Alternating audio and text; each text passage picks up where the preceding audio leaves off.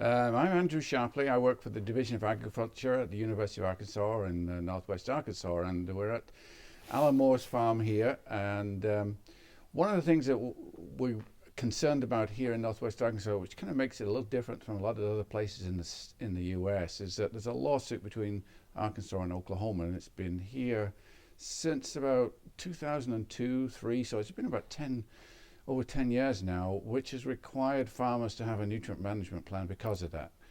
And so there's a lot more attention here in this area to the planning process, what it means, and also the implications of the water quality, because that's what the lawsuit was founded on. And so there's all these implications on how the management is affecting water quality. And so we have set up some programs that try to use through extension and use farmers and what they're doing on the land as advocates for other farmers. And so we've realized in our education and our extension programs that farmers tend to be the best messengers of what works on their farms to other farmers. And so we work and collaborate with people like Alan on his farm to try and get that message across. And so Alan is here, and I think one of the things is for a start is why do you have a nutrient management plan in the first place?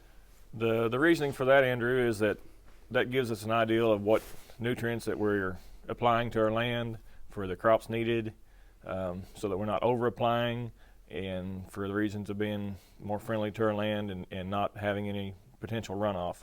Yeah, so it's kind of a requirement, but you also see the benefits from having done it for yourself and for the operation. Yes, there's the benefits of that. We're not spending money on over applying nutrients. For the simple fact, it costs a lot of money to operate. We don't want to over apply for that reasoning mainly. One of the things I think a lot of people don't realize is that now there's a demand for a lot of row crop farmers for the litter, that most of what is produced here in this area gets exported out, and you don't actually get the benefit for it. So I guess that affects your bottom line too. Yes, it does. By exporting the litter out, we're replacing the nutrients we need with commercial products, whatever the particular crop or pasture that we need, requires, and that's being determined by our nutrient management plan on how much for each crop or each particular pasture of different soil types and different slopes of the land and different configurations of the soil. Whatever needs whatever is what we get it.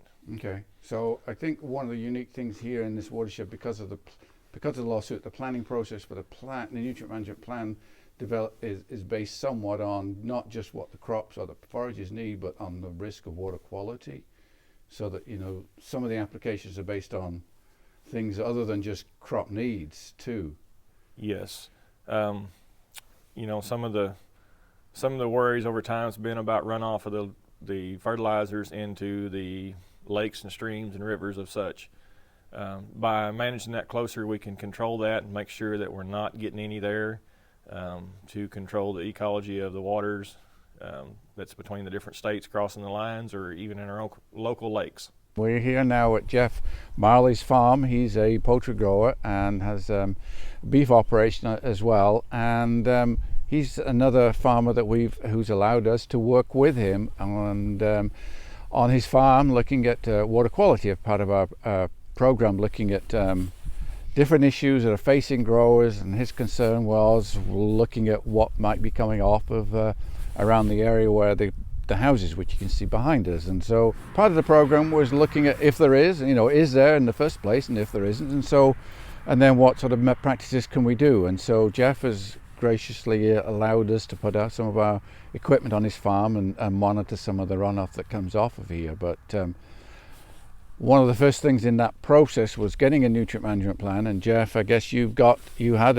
a plan that was written, and you've had one for quite a while, I guess. Yeah, I would say in the neighborhood of 20 years I've had one. Really? And it gives us an opportunity to see where our nutrient levels have been. The part of it was earlier I received a lot, before we had these 10 chicken houses, a lot of liquid hog litter. And so we, those came on and it gave me an idea. And so some of our phosphorus levels are elevated. And with the nutrient management plans, it will give me a timely, the soil test will tell us, where we're at, are we using up our phosphorus or not? And so in that process, in the last few years, we've been able to sell this litter out of these houses and transport it to a nutrient deficient area where they're really needing those particular nutrients. Part of the decision as where you can and can't put litter is based on water quality risk, but you get a lot of benefit from the plan and the information in that plan, which I gather is pretty thick now. There's a lot of information there that helps you on the nutrient, balancing your nutrients. It started out not, it was just the basic soil test sheets, and now the NRCS is the one that pulls my soil tests, and then they come back, we sit down and we go over and we get an idea, and they say, well, here's where we're at, and these numbers are going down, and we go over and assess where all the fields are. They label every field, whether it's a 60, 80 acre field or if it's a 2 or 3 acre field. And so, we get those numbers back and we get to look at that and assess, okay, no, I won't, it's all my decision. We're still lucky to be in that position to where it's my decision, but I am conscious of it because I am now producing lots of nutrients that can be spread out there. A lot of my farm is right on the White River. The White River bleeds into Beaver Lake, which Beaver Lake is a water source for 425,000 people. Yeah. So I need to be conscious of, my limited impact, but I'm still an impact.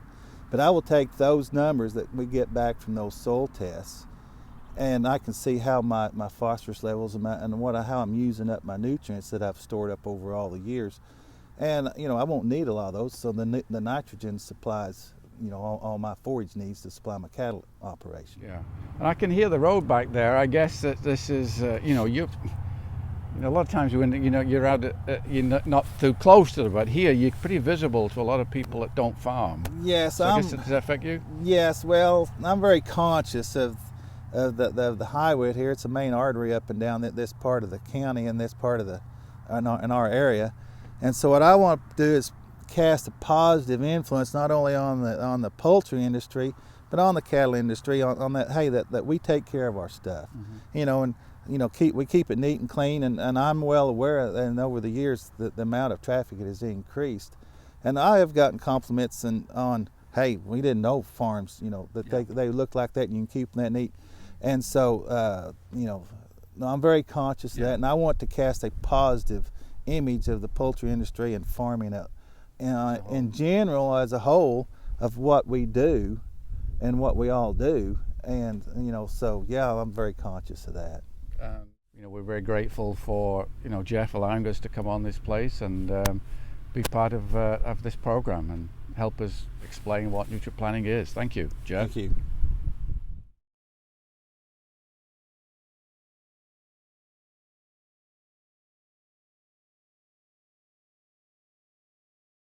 This message was brought to you by the U.S. Poultry and Egg Association.